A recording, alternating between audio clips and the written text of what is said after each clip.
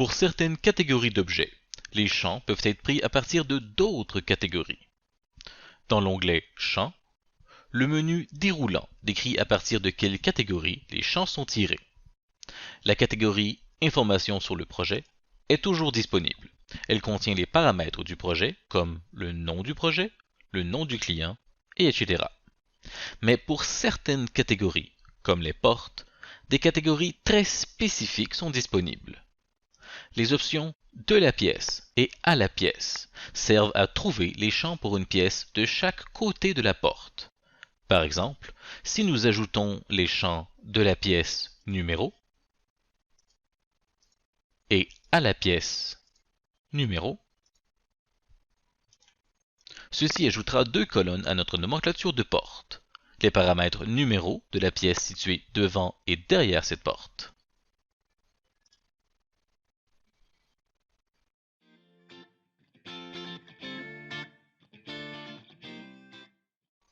Une autre option avancée sont les paramètres combinés, disponibles à partir de l'icône Combiner les paramètres de l'onglet Champs. Les paramètres combinés offrent simplement la possibilité de combiner des paramètres et leurs valeurs en un seul champ. Choisissez plusieurs paramètres, par exemple, hauteur et largeur. La boîte de droite permet d'organiser la relation entre ces valeurs. Nous pouvons y ajouter des préfixes, des suffixes et des séparateurs. L'exemple de valeur sert uniquement à produire l'aperçu de valeur, au bas de la fenêtre, pour rapidement vous donner une idée du résultat. Enfin, nommez votre paramètre.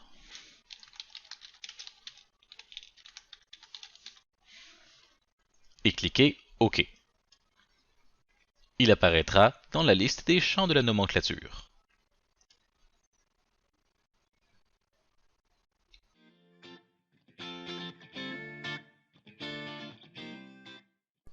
Un autre paramètre est le paramètre calculé, qui lui nous permet d'appliquer des formules mathématiques à la valeur de certains paramètres. Après avoir nommé votre paramètre, vous avez le choix entre formule ou pourcentage. Pour une formule, choisissons la discipline selon votre discipline. Le type est très important ici. Il détermine les unités du résultat de la formule. Revit est très précis avec ses unités. Une surface, un volume, une longueur, un angle, un pourcentage, etc. Par exemple, pour mes portes, si je souhaitais avoir un paramètre de surface, je pourrais multiplier les paramètres de hauteur et de largeur. Commençons par les unités. Sélectionnons une surface. Pour la formule, cliquez sur les trois petits points, qui fera apparaître une fenêtre avec tous les champs disponibles. Cliquons sur hauteur, puis cliquons OK. Ajoutons le symbole de multiplication. Et allons chercher notre second paramètre, la largeur. Puis cliquons OK. Une fois satisfait de notre formule, cliquons OK. Le résultat sera donc la surface de la porte.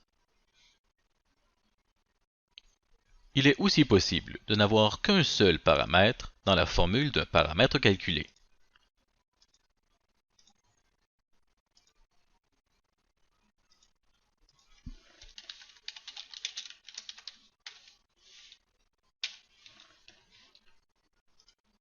Ce qui nous permettrait d'en modifier la mise en forme. Et, par exemple, modifier le format des unités pour autre chose. Ce qui nous permet d'avoir deux fois la même valeur, représentée de deux façons différentes.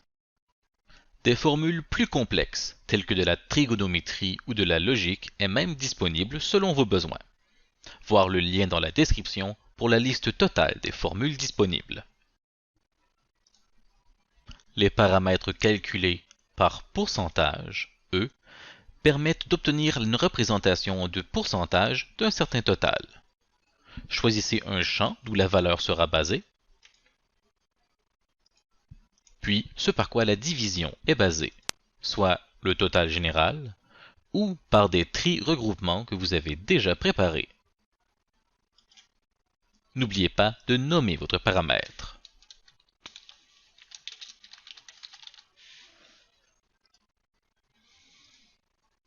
Je vois donc que chacune de mes portes représente 8% de la largeur. Un bon exemple d'utilisation d'un paramètre calculé par pourcentage serait dans une nomenclature de pièces pour faire un calcul de surface globale.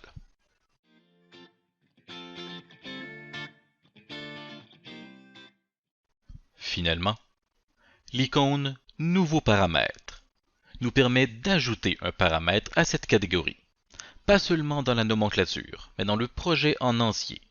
Un paramètre disponible peu importe d'où l'élément est sélectionné. Dans la fenêtre des propriétés du paramètre, choisissez « Paramètres de projet ». Les paramètres partagés sont des concepts beaucoup plus poussés que je choisis d'ignorer pour le moment.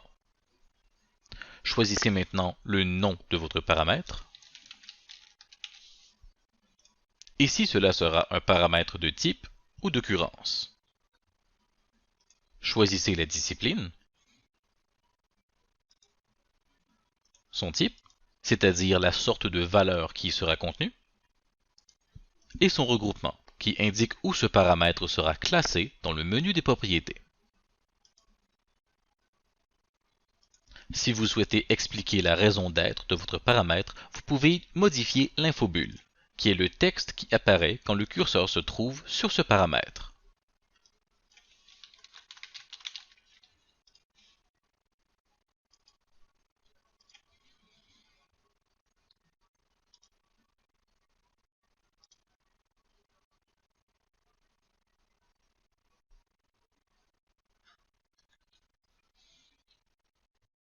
Pour toutes ces options, il est possible de les remodifier en les sélectionnant dans les champs de nomenclature, puis en cliquant sur le crayon. Vous pouvez aussi les supprimer. Mais attention, une fois supprimés, ils seront perdus à jamais.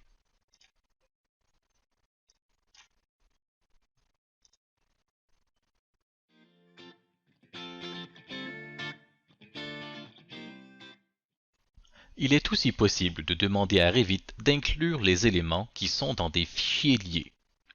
Par exemple, créons une nouvelle nomenclature de la catégorie des murs. Ajoutons quelques champs et cliquons sur le bouton « Inclure les éléments dans les liens ». Ici, nous voyons donc tous les murs qui se trouvent dans mon fichier Revit, ainsi que dans tous mes liens. Une autre catégorie de champs est disponible quand les liens sont inclus. L'option « Lien Revit » qui, elle, permet d'ajouter le nom du lien Revit si l'élément existe dans un fichier lié. Nous voyons donc que ces 4 murs viennent du fichier Structure. Notez que les éléments dans des liens ne sont pas modifiables et sont en lecture seule, exactement comme dans n'importe quelle autre vue.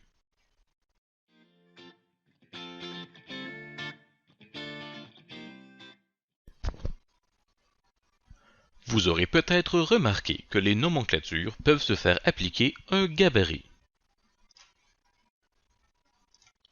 Les gabarits de nomenclature sont moins complexes que les gabarits de vue standard. Ils permettent d'inclure les champs, les filtres, le tri, la mise en forme ou l'apparence afin de créer des nomenclatures standards ou pour avoir des nomenclatures identiques sur certains de ces points. Par exemple, 2 nomenclatures de portes qui seraient identiques sauf pour les filtres, qui permettraient d'avoir 2 nomenclatures semblables pour des portes intérieures ou extérieures. Comme n'importe quelle vue, vous pouvez créer un gabarit de vue à partir de la vue en cours à l'aide de l'outil dans Vue, Graphisme, Gabarit de vue, créer un gabarit depuis la vue en cours. Et voilà, vous êtes maintenant apte à utiliser des outils complexes afin de représenter des situations spéciales ou spécifiques dans une nomenclature.